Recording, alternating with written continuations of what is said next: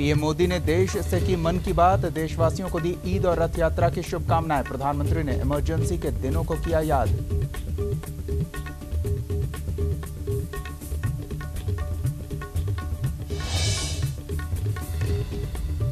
BJP के साथ आने के कयास पर प्रदेश अध्यक्ष नित्यानंद राय ने कहा, अपना स्टैंड क्लियर करें नीतीश। लालू के साथ महागठबंधन कर नीतीश की हो रही बदनामी।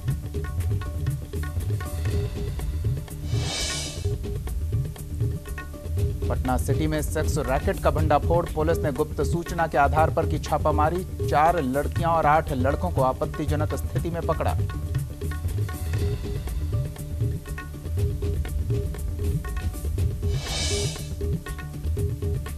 सात दिनों के भीतर दूसरी बार सुपर सीरीज चैंपियन बने किदांबी श्रीकांत। फाइनल में ओलंपिक चैंपियन को दी मात। 22-20, 21-16 से मुकाबला किया अपने नाम।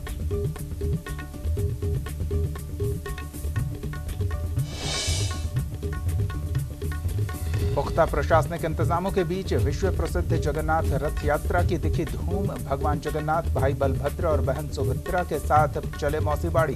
पटना और रांची में भी यात्रा में जुटे हजारों की संख्या में श्रद्धालु।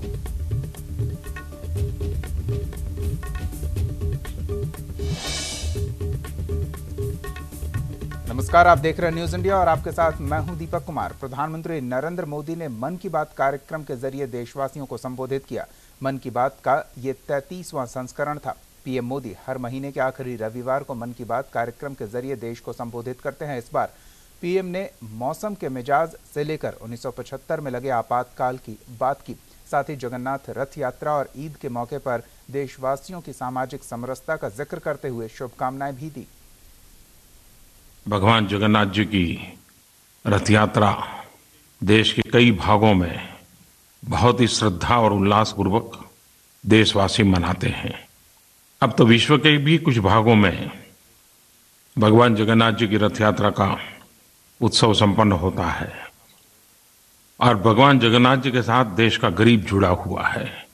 दुनिया ने भी जगन्नाथ इस यात्रा को अपने अपने तरीके से किस प्रकार से महात्म्य स्वीकार किया है। भगवान जगन्नाथ जी की यात्रा के अवसर पर मैं सभी देशवासियों को शुभकामनाएं देता हूं और भगवान जगन्नाथ जी के श्री चरणों में प्रणाम भी करता हूं। रमजान का पवित्र महीना सब दूर इबादत में पवित्र भाव के साथ मनाया। अब ईद का त्योहार है। ईद उल फितर के इस अवसर पर मेरी तरफ से सबको ईद की बहुत बहुत शुभकामनाएं। रमजान महीना पुण्य दान का महीना है, खुशियों को बांटने का महीना है और जितनी खुशियां बांटते हैं उतनी खुशियां बढ़ती हैं। 1975 25 जून वो ऐसी काली रात थी जो कोई भी लोकतंत्र प्रेमी भुला नहीं सकता है, कोई भारतवासी भुला नहीं सकता है। एक प्रकार से देश को जेल खाने में बदल दिया गया था, विरोधी स्वर को दबोच दिया गया था। जयप्रकाश नारायण सहित देश के गणमान्य नेताओं को जेलों में बंद कर दिया था। न्याय व्यवस्था भी आपातकाल के उन भयावह रूप की छाया से बच नहीं पाई थी। अखबारों को तो पूरी तरह बेकार कर दिया गया था। आज के पत्रकारिता जगत के विद्यार्थी, लोकतंत्र में काम करने वाले लोग उन काले कालखंड को बार बार स्मरण करते हुए लोकतंत्र के प्रति जागरूकता बढ़ाने के निरंतर प्रयास करते रहे हैं और करते भी रहने चाहिए। उस समय अटल बिहारी वाजपेयी जी भी जेल में थे। जब आपातकाल को 1 वर्ष हो गया तो अटल जी ने एक कविता लिखी थी और उन्होंने उस समय की मनस्थिति का वर्णन अपनी कविता में किया है। 21 जून 2017 पूरा विश्व योगमय हो गया। पानी से पर्वत तक लोगों ने सवेरे सवेरे सूरज की किरणों का स्वागत योग के माध्यम से किया। कौन हिंदुस्तानी होगा जिसको इस बात का गर्व नहीं होगा। ऐसा नहीं है कि योग पहले होते नहीं थे, लेकिन आज योग जब एक धागे में बंध गए हैं, योग विश्व को जोड़ने का कारण बन गए हैं।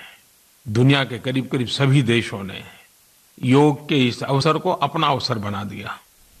नीतीश अगर लालू का साथ छोड़ते हैं तो क्या बीजेपी नीतीश कुमार का साथ पसंद करेगी? इस सवाल पर बीजेपी नेता लगातार नीतीश को अपना स्टैंड क्लियर करने की बात कह रहे हैं। बीजेपी प्रदेश अध्यक्ष नित्यानंद राय ने लालू पर हमला बोलते हुए कहा कि लालू के साथ गठबंधन कर नीतीश की बदनामी हो रही है। उन दोनों लोगों का है, मैं इस पर क्या बोलूं, लेकिन निश्चित रूप से जो लालू जी का स्वभाव रहा है और उनके पिछले पन्नों को जब आप उलटकर देखेंगे तो उनके मन में हमेशा अपनी बातों को मनवाने का जिद रहता है और यही कारण है कि बिहार को कई पहलुओं पर पीछे लालू जी ने छोड़ रखा है। तो उस विषय पर मैं बहुत कुछ नहीं कहूंगा, लेकिन इतना जरूर कहूंगा कि माननीय नीतीश जी ने एनडीए के उम्मीदवार माननीय रामनाथ कोविंद जी को समर्थन दिया है, इसके लिए फिर से स्वागत। दिन देश के इतिहास में बड़ा काला दिन रहा है। 1975 में आज ही के दिन आधी रात में आपातकाल देश में लगाया गया था और जिन लोगों ने देश में लोकतंत्र की हत्या की थी, आज वही लोग कांग्रेस के साथ जा रहे हैं। ये बड़े आश्चर्य की बात। आज जो महागठबंधन के नेता हैं, चाहे लालू जी हो या नीतीश जी हो, इन सब लोगों ने कांग्रेस के कुशासन के खिलाफ, देश में इंदिरा गांधी जी द्वारा लगाए गए आपातकाल के खिलाफ संघर्ष किया था। जेल की यातनाएं सही थी, लेकिन केवल सत्ता के स्वार्थ में लोगों ने कांग्रेस से गठबंधन कर लिया। देश की जनता इसको गौर से देखे। मधेपुरा सांसद पप्पू यादव ने अपने आवास पर संवाददाता सम्मेलन कर नीतीश पर जोरदार निशाना साधा। नीतीश कुमार ने जब से रामनाथ कोविंद को राष्ट्रपति पद के लिए समर्थन दिया है, तब से ही बिहार की राजनीति में भूचाल आया है। इसी कड़ी में पप्पू यादव ने नीतीश पर सवालिया निशान लगाए। डिप्टी सीएम तेजस्वी ने नीतीश को लेकर जो बयान दिया है, उस पर बोलते हुए पप्पू यादव ने कहा कि जो कल पैदा हुए वो आज हमला कर रहे हैं। इससे अच्छा है नीतीश इस्तीफा दे दें, अब मुख्यमंत्री की इज्जत ही क्या बची।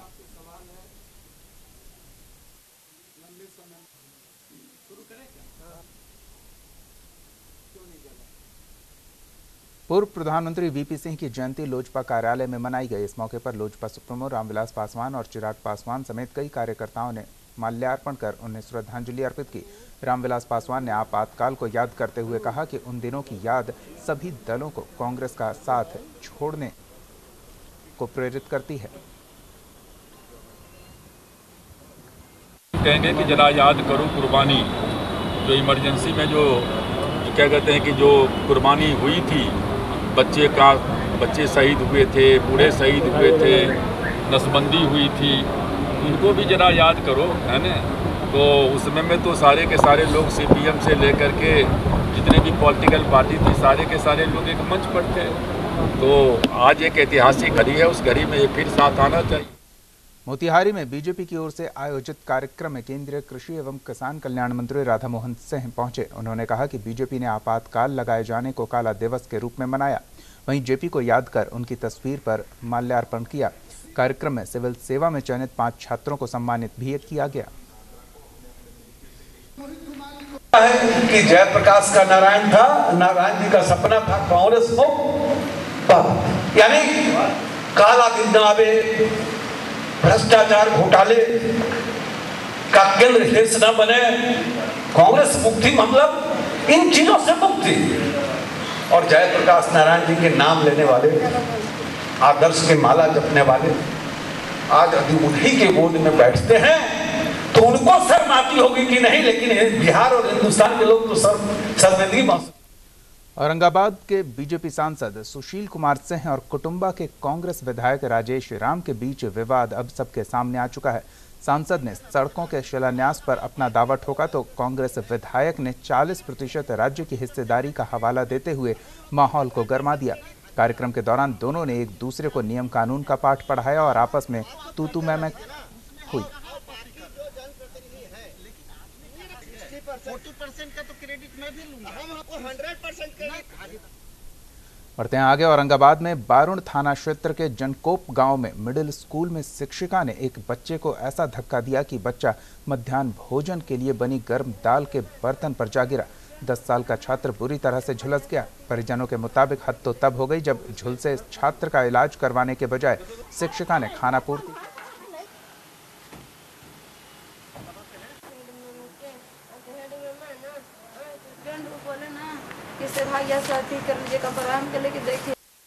हम ही लोग तो हैं। इसके साथ जो अन्याय हुआ है उसकी सज़ा किसको मिलेगी, कौन देगा, इसके खिलाफ कौन आवाज़ उठाएगा। तो हर चीज़ में एक संघ का नाम लेके और बड़े बड़े लोग आके बोले कि जांच पहले होनी चाहिए थी, मंच पे बड़े बड़े सब लोग आके बोल गए। क्या जांच करें इस बच्चे की खाल की जांच करें, इसके जले हुए अंग की जांच करें, इसका लाई डिटेक्टर टेस्ट हम कराएं, किस जांच की बात करें। मधुबनी के अंबेडकर आवासीय उच्च विद्यालय की स्थिति बदहाल है। 1990 में इस स्कूल की स्थापना हुई थी। लाखों खर्च करने के बाद भी ये खंडहर ही है। 270 से ज्यादा विद्यार्थी यहाँ पढ़ते हैं। आवासीय स्कूल के दलित महाविद्यालय के छात्र रोड पर खाना खाने को मजबूर हैं। वहीं हॉस्टल अधीक्षक प्रकाश कुमार का कहना है कि अगर प्राकृतिक घटना हुई तो बड़ा हादसा हो सकता है, जबकि जिला कल्याण पदाधिकारी ने छात्रों के आरोपों को गलत बताया है। यहाँ पर सुविधा जो हम लोगों को जो है पढ़ाई में सबसे ज़्यादा दिक्कत हो रहा है जी। क्लास हम लोगों के जिस रूम में पढ़ाई करते थे उस रूम में जो है हम लोग बेड लगा के रह रहे हैं जी, उसी में रहते हैं, बेड लगा करके रहते हैं क्लासरूम में और उसी में भी पढ़ाई चलती है। इसके संबंध में भवन निर्माण को जो है सो दिया गया है, भवन बनाने हेतु निर्माण करने हेतु उनको दिया गया है विभाग की ओर से। इसमें कुछ लोग बता रहे थे, बच्चे भी बता रहे थे, कभी आज तक कोई ऑफिसर या कोई कोई निरीक्षण करने नहीं गए। गलत बात है, मैं खुद वहाँ जाता हूँ, महीना में 2 बार 3 बार खुद जाता हूँ, यह एकदम गलत बात है। बैराजपुर में एक आवासीय विद्यालय जो दूर पड़ता है वहाँ भी मैं जाता हूँ।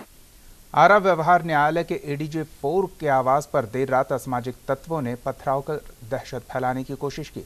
इस दौरान मौके पर मौजूद न्यायाधीश के कर्मचारी जख्मी हो गए। एडीजे 4 के आवास पर पत्थर से हमला करने वाले 4 अपराधियों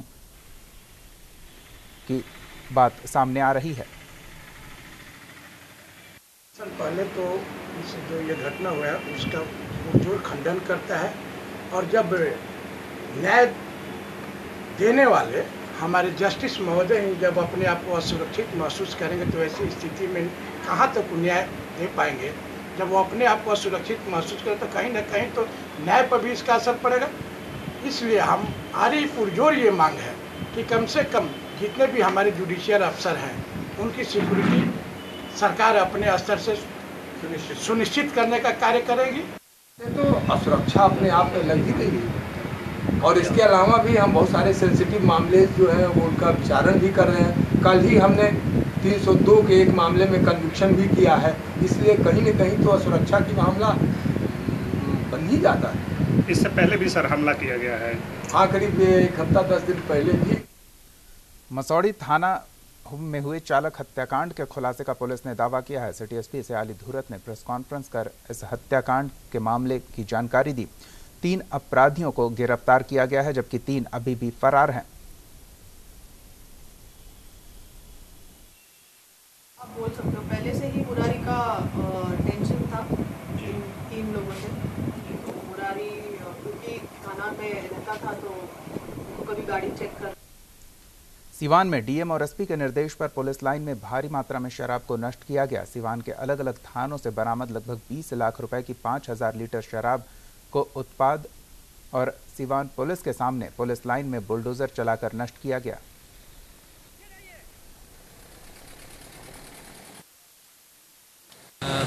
Bihar prohibition and excise act के प्रावधान के तहत विभिन्न थानों से प्राप्त करीब 200 विनिष्टीकरण के प्रस्ताव पर अनुमति के उपरांत आज उन थानों से प्राप्त जो शराब थी उनका दुरुपयोग खत्म करने के लिए आज विनिष्टीकरण किया गया है।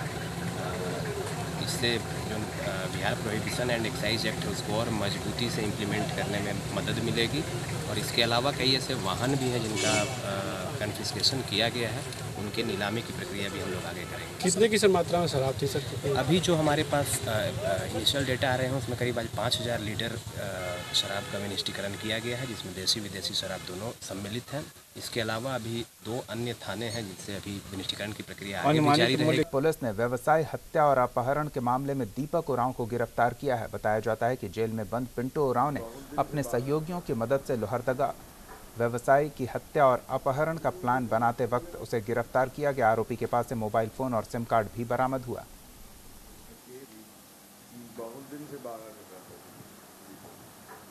कुख्यात अपहरण करने वाला अपराधकर्मी जो पिंटू राम जेल में बंद है, वो जेल से जो है बहुत तरह का क्राइम कराने के लिए जेल से जो बाहर छूट के आ रहे हैं तो उन लोगों के माध्यम से भी कोशिश कर रहा था, और ऊपर से पहले से अपने इलाका में जितना अपना गिरोह बना के रखा था उन लड़कों के माध्यम से भी कुछ क्राइम कराने का कोशिश।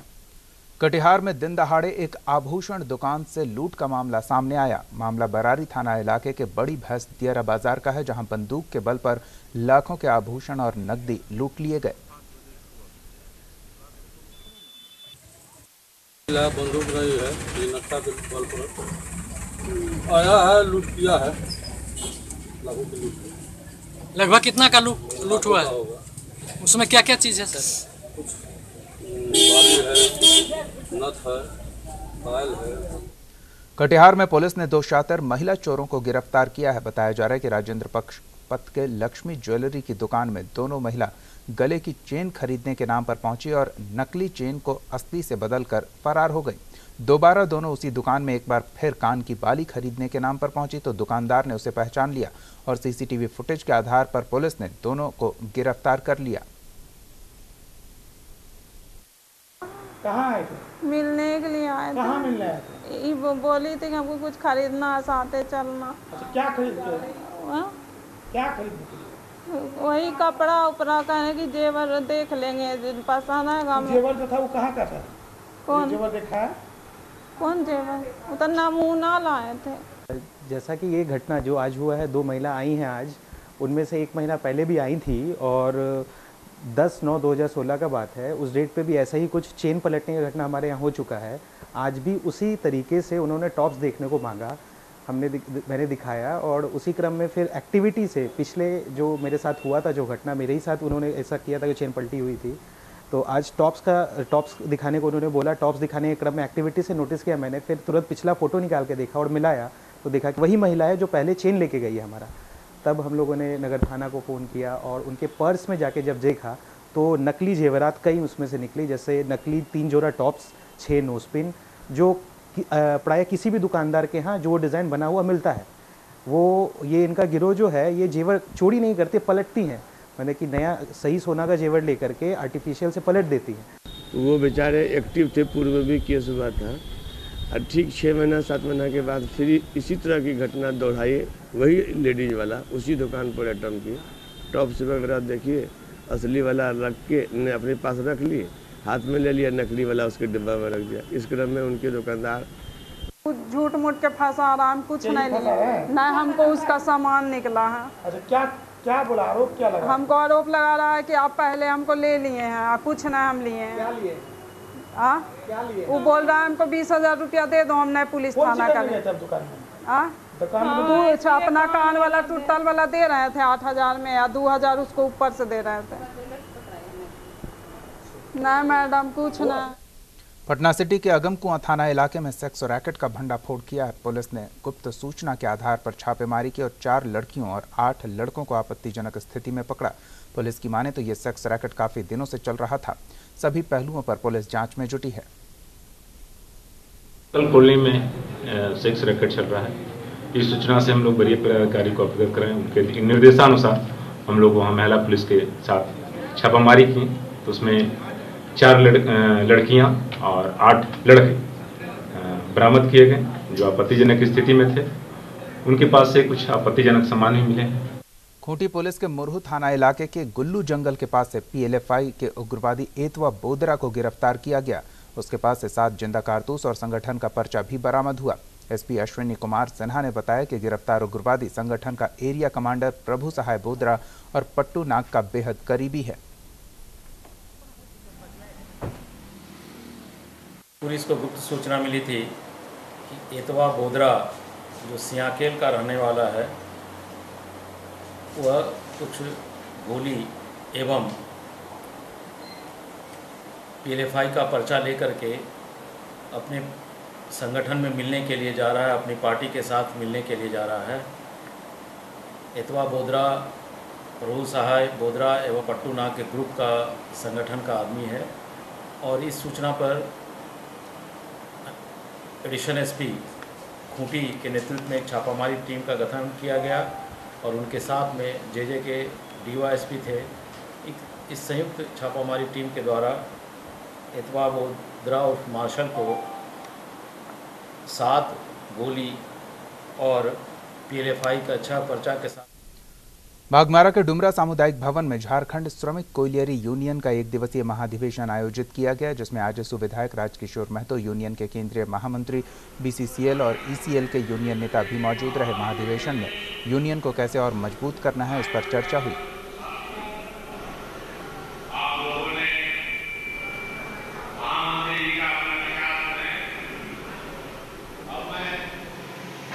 सारी बातों पर हम लोग यहाँ बैठे हैं चर्चा करने के लिए कि आज की परिस्थिति में कोयला उद्योग में ना तो मजदूरों की सुनी जा रही है, ना ही विस्थापितों की सुनी जा रही है, और ऐसी परिस्थिति पैदा कर दी गई है कि न कोई आंदोलन कर पा रहा है और पूरे क्षेत्र में कानून के विरुद्ध में ये कोल इंडिया ये अभी जो BCCL सारे जो है नियम को ताक में रखकर जो आउटसोर्सिंग कर रही है और इस आउटसोर्सिंग में हाई पावर कमेटी के द्वारा जो फैसला किया गया वो पैसा भी नहीं मिल रहा मुझे। हम इसके बाद पूरे जोश खरोश के साथ हाई पावर कमेटी का पैसा जो है फैसला जो है वो हम अनुपालन कराने के लिए बाध्य करेंगे। पटना में ईद को लेकर बाजार गुलजार हो चुके हैं। ईद के त्योहार में सेवइयों के लिए लोगों की भीड़ देखने को मिल रही है। बाजार का क्या हाल है, जाना हमारे संवाददाता ने। ईद को लेकर बाजार सजा है। महज कुछ घंटे बाद ये जो पाक महीना है और जब ईद की मुबारकबाद लोग देंगे, जो सेवैया होती है वो सबसे खास होती है। पटना के बाजार में किस प्रकार रौनक है वो सबसे पहले आप तस्वीर को देखिए। किस प्रकार लोग खरीदारी कर रहे हैं। वैसे गर्मी भले बहुत है, लेकिन फिर भी माना जाता है कि ये जो ईद के दौरान जो खरीदारी की जो अपनी एक खुशियाँ होती है वो अलग होती है। लेकिन जो ईद में जो सबसे अहम होता है, जो सबसे खास होता है, वो सेवई होती है। और जाहिर तौर पर हम पटना में की सेवैयाँ इस बार किस प्रकार खास हैं, लच्छा किस प्रकार खास है, वो हम आपको दिखाते हैं। ये जो सेवैयाँ हैं ये बनारस से यहाँ आई हैं, यानी बनारस की सेवई हैं। और यही नहीं, जो पटना में ऐसे अमूमन जो बिहार की अगर जो सेवैयाँ होती है जो खुद अपने आप में खास है। भले बाजार के जो हालात हैं बीते कुछ वर्षों के अंदर चीज़ें महंगी हुई है, तो क्या कुछ खास होगा इस बार। और सबसे अहम है कि आखिर क्या सब उपलब्ध है। सेवैयों को लेकर क्या सिर्फ बिहार के ही हैं सेवैयाँ या और लच्छे, या बाहर से भी आए हैं? नहीं, सब बाहर से भी आते हैं। कलकतिया लच्छे भी आते हैं, हर जगह से आते हैं हम लोग माल। सेवैयाँ क्या कुछ बनारस या फिर दूसरे अन्य जगहों से, हैदराबाद, इस तरह की चीज़ें भी यहाँ पहुँचती हैं? कलकतिया से आती है, कलकतिया से आती है लच्छे ये वाली। लोग सबसे ज़्यादा पसंद किसे करते हैं? बनारस लच्छे को, कलकतिया लच्छे ज़्यादा पसंद है लोगों को। पिछले साल से इस बार का जो रेट है वो किस तरह से, ज़्यादा बढ़ा है या फिर वही रेट है। हर साल जितना बिका था इस साल भी उतना ही रेट है। खरीदारी करने वाले लोग क्या उस हिसाब से पहुँच रहे हैं दुकान पर? हाँ, हर साल वही है चीज़ें। हर साल उतना ही भीड़ रहता है, चांद रात के दिन 4-5 दिन उतना ही भीड़ रहता है। जाहिर तौर पर ये एक सबसे अहम है कि भले महंगाई जरूर बढ़ी है, लेकिन फिर भी जो कुछ चीज़ें हैं वो जरूर स्थिर है इस ईद के दौरान भी। लेकिन दूसरी सबसे अहम है कि जहां आपको बिहार के बने हुए सेवैयाँ और लच्छे मिलेंगे, वहीं चाहे वो बनारस हो, हैदराबाद हो, कलकत्ता हो, इन तमाम जगहों की चीज़ जरूर यहाँ होगी। यानी आपकी ईद की खुशियों को और भी बढ़ाया जाए, इसको लेकर बाजार में इस तरह की सेवैयाँ और लच्छे उपलब्ध हैं। कैमरामैन अकबर अली के साथ अमित कुमार, न्यूज़ इंडिया, पटना।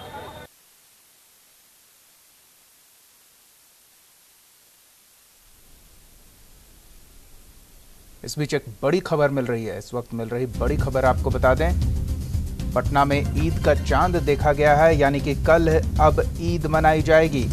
इस वक्त की ये बड़ी खबर, इमारत शरिया की ओर से ईद का चांद देखे जाने का ऐलान किया गया है। इस वक्त की बड़ी खबर पटना से, कल ईद मनाई जाएगी। रमजान का ये पाक महीना चांद के दीदार के साथ पूरा हुआ और अब कल ईद मनाई जाएगी। इस वक्त की बड़ी खबर,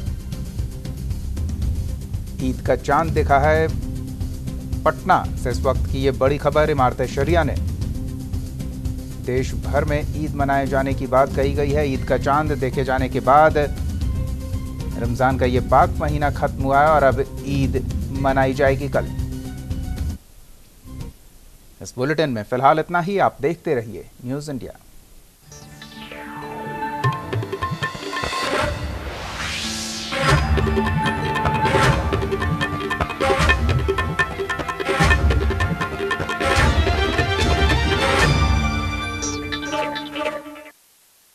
आप हमारे चैनल को YouTube पर सब्सक्राइब कर सकते हैं न्यूज इंडिया निम्स पर। इसके अलावा आप ट्विटर पर भी हमें न्यूज इंडिया 17 पर फॉलो कर सकते हैं। फेसबुक पर आप newsindia.nimsuni पर हमें लाइक कर सकते हैं।